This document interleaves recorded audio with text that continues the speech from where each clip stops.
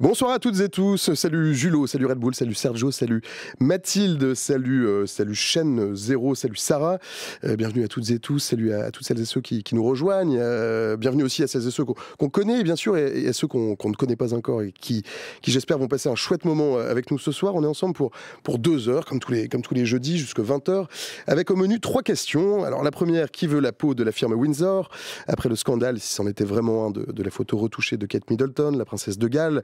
Et puis aussi les folles rumeurs sur son état de santé. Et puis aussi la fake news sur la mort du roi Charles avec, en toile de fond, une com peut-être qui s'épuise et des questions sur l'avenir de la famille royale dans le cœur des Britanniques. Ce sera jusqu'à 18h20. À 18h20 à peu près, nous irons nous promener dans les tuyaux des télécoms, dans ceux d'Internet, avec cette idée de l'ancienne ministre de l'Éducation nationale, Najat Vallaud-Belkacem, de rationner Internet, de le limiter à 3 gigaoctets par semaine par Français. C'est une idée lancée dans une tribune parue dans le Figaro, qui soulève des questions. Est-ce qu'on est trop connecté? Est-ce qu'on a besoin d'autant de données? Est-ce que rationner Internet, ce serait pas un peu grignoter de nos libertés? Plein de questions et plein de réponses pendant 1 heure. Ce sera jusqu'à 19h10. À 19h10, on reste dans les octets, les pixels, les fake news, mais on passe une tête dans la pièce d'à côté, celle des intelligences artificielles, que nous passerons au microscope de nos esprits critiques avec une grande question. Est-ce que l'intelligence artificielle ne serait pas finalement une bonne chose pour nos neurones? On verra que, comme souvent, l'enfer se cache souvent dans les détails, mais qu'à la fin, l'héros du paradis emprunte parfois celle des mauvaises intentions. Pour l'heure et pour l'instant, il est à peu près 19h à Beyrouth, il est à peu près déjà demain à Sydney et Tokyo, il est 16h en temps universel, il est exactement 18h02, passé de 40 secondes à Paris, il est exactement l'heure que vous voulez sur Twitch. Bienvenue à toutes celles et ceux qui nous rejoignent. Salut Tepco, salut un bébé phoque, charmant pseudo, salut Kyle. Nous filons en avion, à la rame, en bateau, avec le tunnel sous la Manche au Royaume-Uni, où Kate Middleton a disparu, réapparu, où le roi Charles est mort, puis n'est plus mort, avec cette photo retouchée de la princesse de Galles, et puis le cancer du roi, dont on ne sait pas bien s'il est grave ou pas, avec l'inquiétude aussi de certains sujets de Sa Majesté, et d'un autre côté, la lassitude des autres, alors que tout le landerneau médiatique a braqué ses yeux sur le clan Windsor. Bonsoir Adélaïde de Clermont-Tonnerre. Bonsoir. Adélaïde, vous dirigez la rédaction de Point de Vue. Point de Vue, c'est le magazine de référence sur l'actualité du Gotha, des noblesses, des royautés. C'est un peu ça. Oui, des personnalités d'exception, de plein de choses, mais on est en plein dans le sujet. Et je pense que vous êtes l'excellente bonne personne pour en parler. Avant de descendre dans le sujet qui nous intéresse, peut-être qu'on pourrait prendre d'abord des nouvelles des protagonistes qui vont nous occuper. Est-ce que Kate va bien ? Alors déjà, Kate est en vie, parce qu'avec tellement de rumeurs... Elle était un peu suspendue, c'était Schrödinger. C'est-à-dire qu'il y a tellement de rumeurs où on nous explique qu'elle est dans le coma, qu'elle a disparu, que toutes les photos c'est de l'intelligence artificielle, qu'en fait elle a plaqué William, qu'en fait elle est partie vivre ailleurs, qu'en fait peut-être elle est déjà sur Mars avec Elvis Presley et Marilyn Monroe. C'est-à-dire ça prend de telles proportions que Kate est en vie, elle est en convalescence, elle continue à travailler, ça c'est une nouvelle du jour. On sait qu'elle travaille sur un projet qui lui tient très très à cœur, qu'elle a lancé l'année dernière. Ça parce que ça a été dit par le palais. Alors je sais bien qu'on a envie de douter de tout, mais quand même là il y a un minimum de crédibilité à garder et Kensington jusqu'à présent n'a pas menti aux concitoyens et il faut raison garder. Bon voilà pour Kate, pour le roi Charles. Le roi Charles, il se soigne aussi. Alors, il n'est pas en très, très grande forme, mais on l'a quand même vu lundi recevoir des vétérans. Il continue à recevoir son Premier ministre 1 fois par semaine. Il continue à apparaître épisodiquement, mais c'est vrai qu'il subit un traitement lourd et que ça a un impact, c'est sûr. On va reparler de la photo retouchée de Kate Middleton. Il y a quelqu'un qu'on devrait peut-être retoucher de temps en temps, c'est peut-être le roi, non? Qu'on maquille assez peu. Mais c'est exactement ça, parce que c'était... Alors justement, vous avez raison, on a eu cette photo qu'on a reçue il y a 10 jours de Kate Middleton, toute magnifique, comme si elle n'avait jamais été malade, avec ses enfants tous souriants au même moment. Et juste après, on a une vidéo pour le Commonwealth de Charles III, où effectivement, on se dit, lui, il faudrait peut-être lui mettre un petit peu d'anti-cerne. Adélaïde de Clermont-Tonnerre, lundi, un faux document, une fake news, annonce la mort du roi sur un compte Telegram, un compte qui est suivi par plus de 2 millions d'abonnés, c'est pas rien, qui est repris par des médias russes. Buckingham, qui a pour habitude de garder une sorte de silence épais, enfin en tout cas digne devant la rumeur, sort de sa réserve et réagit. C'est une rupture. Dans la manière dont le palais va devoir peut-être redescendre dans le siècle avec une actualité qui parfois la dépasse maintenant. C'est-à-dire que le palais... palais... C'est un peu inédit quand même. Oui, non mais là où vous avez raison, c'est que le palais, pour la première fois, mais c'est valable pour toutes les institutions, est face aux fake news, c'est-à-dire et face à de la manipulation potentiellement d'une puissance étrangère. Il faut voir le contexte dans lequel la mort du roi arrive. C'est juste après l'élection de Poutine, après que les États occidentaux aient quand même critiqué en disant bon, cette élection digne vraiment des plus grands potentats, c'est un peu bizarre et elle est contestable et il y a potentiellement 20% d'électeurs qui ont été complètement utilisés. Donc évidemment que c'est un contre-feu russe. On sait que ça part des médias russes les plus proches du Kremlin, pro-Poutine, pro-guerre, anti-Ukraine. Or, le roi Charles en premier lieu, mais évidemment le Royaume-Uni sont des très forts soutiens à l'Ukraine. Et on a exactement le problème en France. Regardez cette espèce d'hystérie sur les punaises de lit qui a failli planter l'intégralité des réservations des JO. Eh bien, c'était exactement aussi manipulé par les Russes. Donc en fait, c'est pas que le Royaume-Uni. On n'est pas tout à fait sûr. Oui, on n'est pas tout à fait sûr, mais enfin, ça a été quand même... Il y a un signal faible.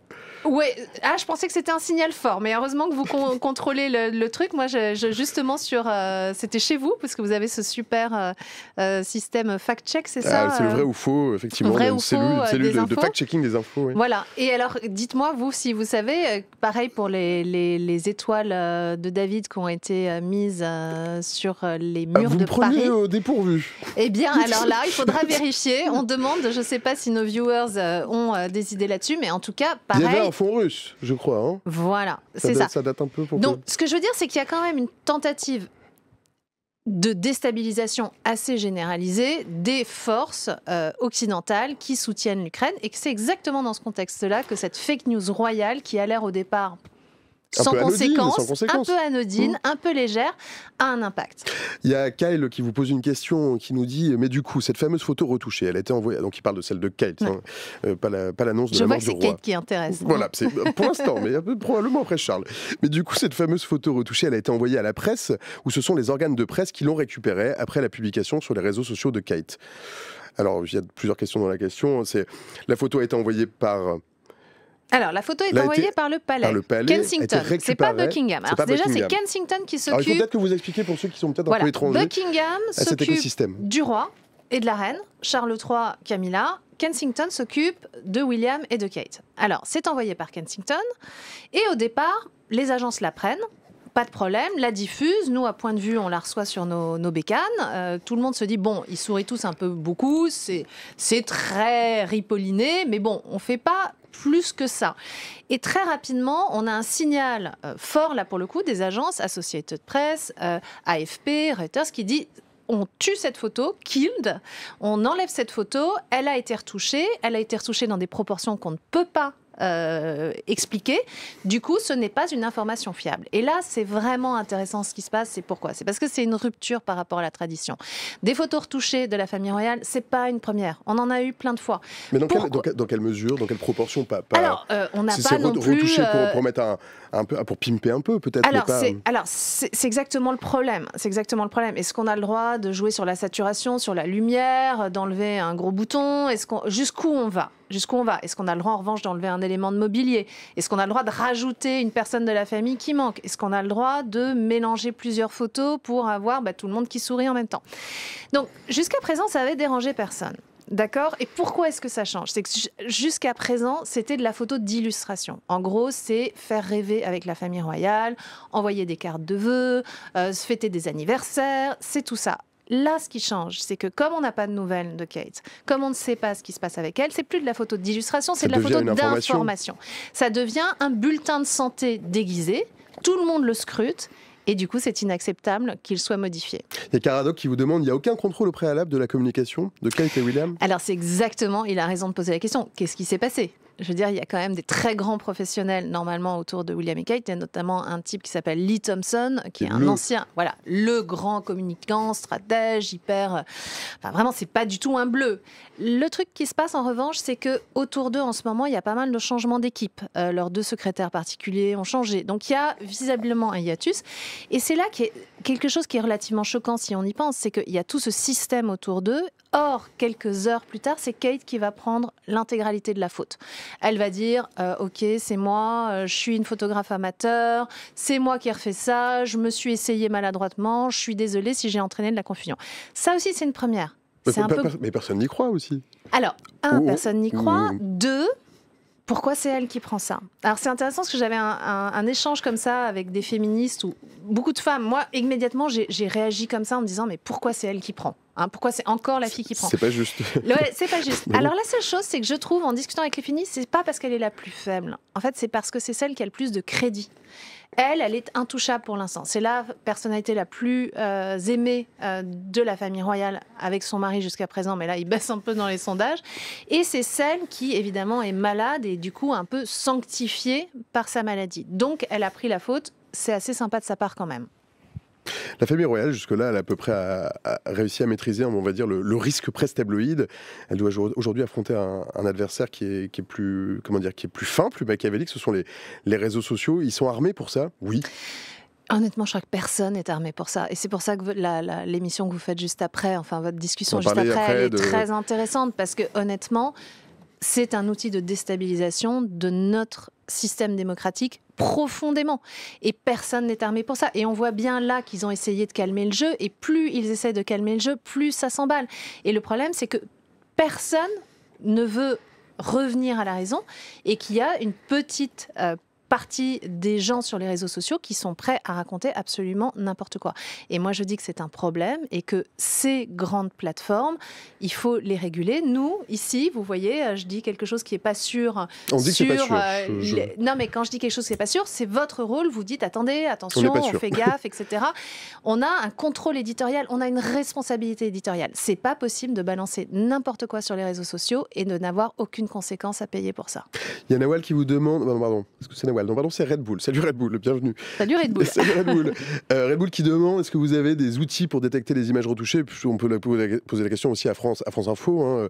On a des outils, on est un peu formés. Alors, je sais pas vous. Alors nous, on a des très bons iconos, des très bonnes iconos. On a un super service et c'est vrai que déjà, en général, dans les métadonnées de la photo, on peut voir s'il y a... Il faut que je vous explique ce que sont les métadonnées. C'est tout ce qui... Pour ceux qui n'y connaissent rien. Ce sont toutes les données qui donnent des informations sur la photographie. Après, là, ce qui était particulièrement troublant dans cette photo de Kate, c'est que les retouches, elles ont été faites à la truelle. En gros, n'importe qui vraiment se penche sur la question voit que c'est très grossièrement fait. Il y a la manche de la petite Charlotte qui est à moitié effacée, il y a des plis qui sont pas cohérents, il y a des cheveux coupés directs, il y a une main floue qui n'a aucune raison d'être floue puisque tout le contour est net. Bref, donc c'est là où je dis qu'il n'y a pas eu une volonté de manipulation. Parce que si on a envie de manipuler, on peut faire les choses très proprement. Oui, mais alors qui a fait ça? Mais je pense que sincèrement, c'est une grosse maladresse que jusqu'à présent, ces photos amateurs de Kate, on trouvait ça plutôt mignon, on trouvait ça sympa, c'était authentique. Justement, c'était pas parfait, donc ça faisait un côté un peu intime que les gens aimaient bien. Mais le contexte a changé de par sa maladie et le contexte a changé de par les informations fausses qui circulent en permanence et qui fait que les agences ont raison d'être beaucoup plus alertes sur ces questions et beaucoup plus strictes sur ces questions. Il y a aussi la maladie du roi Charles. Charles donc a un cancer de la prostate, apprend-on. On parle de la prostate du roi. Alors, c'est pas exactement un cancer de la prostate. En fait, ce qui s'est passé... J'ai dit une bêtise. Non, enfin, ça pourrait, voilà, mais ils ont dit que c'était pas un cancer de la prostate. Voilà, d'abord, il a dit « j'ai une hypertrophie de la prostate ». Alors moi, je rends hommage à cet homme-là, parce qu'en gros... C'est incroyable, on a un roi qui parle de sa prostate, c'est formidable quand même. Qui parle de sa prostate à part un roi? Ouais, c'est ça. Et il y a un homme sur 3... au-delà de 50 ans, qui a ce type de pathologie, qui est une pathologie totalement bénigne. Et moi, j'ai trouvé ça quand même assez courageux de la part du roi de dire, oui, j'ai une hypertrophie de la prostate. C'est pas un truc très sympathique, les conséquences sont pas très sympathiques non plus. Et il a le courage de le dire. Pourquoi? Parce qu'il veut pousser les hommes, justement, à se décomplexer sur cette question et à se faire soigner, parce que, en fait, ça se soigne facilement. Donc ça, moi, je dis, bon point pour lui, c'est moderne, c'est pas égocentré, on n'est pas dans une posture viriliste du genre, c'est moi le plus fort. Quand on pense qu'Henri VIII, puisqu'on parle de retouches, parce qu'on voit que les retouches, c'est quelque chose de très ancien, les portraits d'Henri VIII, donc vous voyez l'ogre qui a eu tant de femmes, etc., eh bien, il demandait spécifiquement à son peintre d'arrondir sa braguette pour montrer sa virilité. Bon, là, on est justement des siècles plus tard dans un homme qui accepte de montrer des fragilités, sauf ce qui s'est passé, c'est que à l'occasion de cette intervention bénigne de la prostate, on a découvert autre chose. Alors oui, le roi est transparent, mais il est transparent jusqu'à un certain point. Il a un cancer, mais on ne sait pas lequel. On sait que ce n'est pas la prostate, justement, mais on n'a aucune idée. Il n'y a pas de cancer de la prostate. En tout cas, c'était dans cette zone-là qu'il y avait la première intervention. Mais en tout cas, il n'y a pas plus d'informations que ça. Et il le fait à chaque fois dans une volonté qui est Au Royaume-Uni, en fait, les gens ont les chiffres pour les soins du cancer sont très mauvais. Les gens se font dépister trop tard, ils sont mal soignés, etc. Et donc, il veut aider finalement la santé publique en étant très ouvert sur les pathologies qui l'atteignent. Il y a Red Bull qui nous dit cancer de la prostate versus Macron qui boxe, c'est pas la même ambiance, effectivement. Ah oui, je suis d'accord. Oui, non, c'est vrai. C'est autre chose. je partage cette analyse. Et il y a Nawal qui nous dit le roi a aussi un devoir de transparence, je suppose. Alors il a certainement un devoir de transparence, et je vous coupe, mais la reine Elisabeth, par exemple, on sait qu'elle avait un cancer des os, je crois. Exactement. On l'a su bien après. Ouais. On a connu ça aussi en France avec François Mitterrand. Enfin, il n'y a pas de... Ce n'est pas tant choquant, mais à quel point a-t-il un devoir de transparence ? En fait, il n'en a aucun. Et c'est ça qui est intéressant. Le roi n'a aucune obligation constitutionnelle de partager une quelconque information sur sa santé. Normalement, il est protégé par le secret médical. S'il a envie de ne rien dire, il ne dit rien. Et d'ailleurs, c'est le cas dans la plupart des États. Sauf aux États-Unis, par exemple. Voilà, exactement. Aux États-Unis. Et heureusement, quand on voit que Joe Biden, quand même, a une petite tendance à la perte d'équilibre et qu'il a quand même un certain âge. Il a la faiblesse de son âge. Voilà, exactement. Normalement, le président des États-Unis, lui, il est censé montrer qu'il est en capacité de... Le roi Charles, pas du tout. Donc c'est pour ça qu'il le fait vraiment librement et qu'il est, vous avez absolument raison, en totale rupture avec sa mère, avec son père, avec tous les gens qui l'ont précédé, même son grand-père qui est mort d'un cancer des poumons. À l'époque, on n'a absolument pas dit qu'il était mort d'un cancer des poumons. Il y a une question que pose Marité, si vous ne voulez pas y répondre parce qu'elle vous indispose, j'y répondrai moi-même. Marité qui dit « Perso, je ne comprends pas pourquoi ce sujet est important avec tout ce qui se passe dans le monde. » Mais je suis sûr que vous avez une réponse, Adélie Clermont-Tonnerre. J'aurais tendance à partager un peu cette analyse, sincèrement. Non mais important, le fait que... Enfin, comment dire ? Non mais honnêtement, quand on a reçu cette photo retouchée, quand on a su qu'elle était retouchée, je me suis dit ça va durer 24 heures.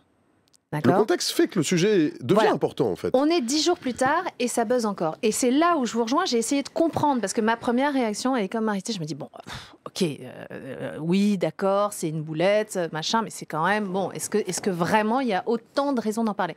Mais là où je vous rejoins, c'est qu'en fait ça tombe exactement dans ce grand débat beaucoup plus vaste qui est peut-on croire à l'information ? Sommes-nous manipulés ? Où est la vérité ? Comment peut-on faire confiance finalement aux informations que nous recevons ? Et puis, ce problème de fond qui est cette hystérie complotiste qui s'est quand même répandue sur tous les sujets possibles et imaginables. Et là, évidemment, on est en cœur d'un sujet qui, pour le coup, mérite d'être abordé. Certains ont dit que les médias en faisaient trop. On nous dit souvent ça aussi dès qu'on parle de la famille royale. Hein. Pourtant, ce sont des sujets qui, mais en termes d'audience, après, nous ne sommes pas que guidés par l'audience, et qui intéressent mais bien au-delà du Royaume-Uni. Alors déjà, comment on l'explique ? Et puis surtout, comment on l'explique que dès qu'une information relative à la famille royale est évoquée en France, on constate que ça polarise aussi énormément l'opinion publique française. Écoutez, moi, je crois... la directrice de la rédaction de Point de Vue, spécifiquement. Non, mais vous avez raison. Moi, je crois sincèrement que le rapport à la monarchie en France, il n'est pas réglé. En gros, mon sentiment, c'est que on a un rapport à notre passé qui n'est pas réglé. Il faudrait qu'on fasse tous une petite psychanalyse collective. La Révolution française, on n'a pas réglé nos comptes avec. On n'a pas réglé nos comptes avec Vichy. On n'a pas réglé nos comptes avec la collaboration. On n'a pas réglé nos comptes avec la guerre d'Algérie. On n'a pas réglé nos comptes avec les décolonisations. Et pourquoi ? Parce qu'on est le pays des droits de l'homme, on est le pays universaliste et qu'on a un peu de mal à adresser les zones d'ombre de notre passé. Donc on est dans un rapport qui me semble dogmatique, pas nuancé à notre histoire de façon générale, que ce soit les rois, les reines ou autres. Et ça fait que du coup, on est dans une sorte de fascination pour nos voisins monarchiques. En même temps, on a la présidence la plus monarchique qui soit. C'est-à-dire qu'on a une constitution qui a été voulue par De Gaulle quand même extrêmement monarchique, avec un pouvoir présidentiel très fort. On est encore dans les palais de la République. On a un folklore autour de tout ça. Donc, on a un rapport complexe à cette question et c'est pour ça qu'il y a les pour, les contre et que ça continue à nous agiter. Outre-Manche, il y a une inquiétude ou à tout le moins une préoccupation qui va au-delà du simple intérêt ou du voyeurisme sur tout ce qui touche à l'état de santé de la famille royale. C'est un sujet comme un autre ou... Je pense que il y a une partie de la famille royale britannique qui a un peu remplacé les grandes stars des années 50. C'est-à-dire que les grandes stars des années 50, il y avait une part de mystère, elles nous faisaient rêver, etc., etc. Maintenant, on n'a plus tellement de ces personnalités. Il y a les grandes idoles qui sont un peu parties. Johnny est plus là, Jane Birkin. Enfin, vous voyez, il y a toutes ces personnalités qui nous faisaient rêver, qui faisaient partie de notre culture populaire, qui sont parties. Et je crois que du coup, on se rabat un peu sur ces personnalités royales pour plein de raisons. D'abord parce qu'on les a vues naître, grandir. On suit un peu une famille, en fait. Oui, c'est un peu les Kardashians, version royale. Ils se disputent, ils se trahissent, ils essayent de se rattraper, ils se trompent, ils tombent amoureux, ils font des boulettes. Donc il y a une sorte de feuilleton, tout ça dans un contexte qui est fascinant. Pourquoi ? Parce qu'il fait rêver. Parce qu'effectivement, s'ils étaient tous dans un appartement sans décorum, je pense que ça nous ferait moins un peu moins kiffer. rêver. Là, il y a les carrosses, les bijoux, les traditions qui datent du Moyen-Âge, toute une sorte de folklore extraordinaire qui vient du fond des âges, mais au XXIe siècle. Donc ça crée quelque chose qui intéresse. Mais alors justement, parce que ce folklore-là, d'une certaine manière, avec tous ces récents développements, d'une certaine manière, on ramène la famille royale dans le siècle et on le tue un peu, ce folklore. Et les Britanniques payent avec leurs impôts pour une part de ce folklore. Alors, si vous regardez, ça c'est toujours le truc qu'on se dit. Et moi, honnêtement, je suis ni royaliste ni monarchiste. Ils payent de moins en moins. En fait, ça fait longtemps qu'ils ne payent pas grand-chose. Il paraît que ça ne coûte même pas très, très cher. Oui, ça leur coûte en gros moins le prix d'un timbre par personne par an.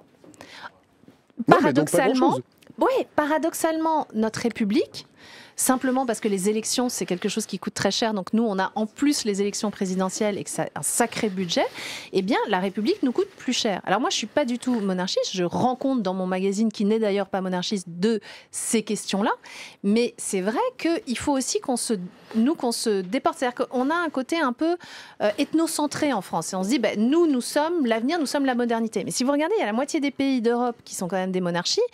Et c'est un peu compliqué d'aller expliquer aux autres cultures, écoutez les mecs, vous êtes complètement à la ramasse. Nous, c'est la modernité et c'est l'avenir. Dans ma question, en réalité, c'était plutôt, est-ce qu'on n'est pas en train de tuer une part de rêve depuis la mort d'Élisabeth, notamment ? Alors, en même temps, depuis la mort d'Élisabeth, c'est vrai qu'elle avait une autorité morale. Enfin, je veux dire, c'était la dernière souveraine qui avait connu la guerre, qui avait été d'ailleurs, qui avait résisté pendant la guerre, qui avait connu absolument toutes les personnalités les plus importantes. Il faut voir qu'elle a été formée avec Churchill et qu'elle a fini avec Liz Truss. Donc, c'est sûr que c'était une personne qui avait un rayonnement particulier. Néanmoins, quand on voit à quel point, encore 10 jours après cette photo, le débat fascine, je pense que ça montre que cette famille n'a pas tellement perdu de son pouvoir de rayonnement. Il y a toujours eu des moments positifs et négatifs. Rappelez-vous, même la reine Elisabeth, qu'on a un peu sanctifiée sur la fin de sa vie, il y a eu des moments, elle était extrêmement impopulaire. Les Sex Pistols qui trouvent qu'elle est quand même complètement ringarde, les années avec Diana où on se dit que c'est une vieille acariâtre et bourgeoise alors que Diana est la lumière et la modernité même, l'année horrible où effectivement Windsor est en feu, tous ses enfants divorcent, il y a des scandales toutes les 10 minutes. Ça n'a pas été un long fleuve tranquille. Et il faut savoir remettre ça en perspective. Nawal nous dit, aucun d'entre eux n'arrive à la cheville de feu la reine depuis son décès. Ça m'a complètement désintéressé. Alors, peut-être pas la seule. Il y a qui après Elisabeth? Ce sera probablement pas Charles quand même. Si Charles, il peut encore rayonner, imprimer quelque chose. Ce qui est intéressant, alors évidemment, c'est déjà un vieux roi. Oui, c'est un vieux roi. Passer après la reine, c'est quand même épouvantablement difficile. En même temps, moi, ce que je trouve séduisant avec Charles, c'est qu'il a eu des combats où il a été très seul, très tôt, et où il avait raison. Et honnêtement, son combat pour l'environnement, pour la biodiversité, il est absolument authentique. Et le premier discours d'importance sur la pollution, notamment la pollution plastique, c'est Charles, tout jeune homme dans les années 70. Et à l'époque, tout le monde se moquait de son grand nez, de ses grandes oreilles, en disant « c'est un benet, il parle aux arbres ». Et aujourd'hui, il y a au fond tout un courant de la société civile qui rejoint exactement les préoccupations qu'il avait. Il est 18h24, Adaïde de Clermont-Tonnerre. Qu'est-ce qu'on peut lire en point de vue cette semaine? Mais on peut lire Stop au harcèlement sur Kate, parce que moi je trouve que ça dépasse complètement les bornes. Cette femme, ça fait des années qu'elle se dévoue quand même et qu'elle a jamais mis un pas de côté et qu'elle a fait tout bien. Elle est malade, elle a dit qu'elle serait malade jusqu'aux vacances de Pâques. Est-ce que nous, on aimerait qu'on nous demande des photos quand on est en arrêt maladie, que notre patron nous envoie en disant envoie-moi des photos que je vois quelle tête tu as parce que je suis pas sûre que je te crois que tu es malade. Voilà, donc laissons-la un peu tranquille. C'est-à-dire donc dans le point de vue de cette semaine, il est 18h25, passé de 16 secondes. Merci Adélaïde de Clermont-Tonnerre. Merci beaucoup, merci à quand tous. Vous voulez. Merci pour vos lumières. Merci de nous avoir fait la sympathie de vos clairvoyances. Je vous remets entre les mains de Mathis et revenez quand vous voudrez. Merci à tous, à bientôt. À bientôt.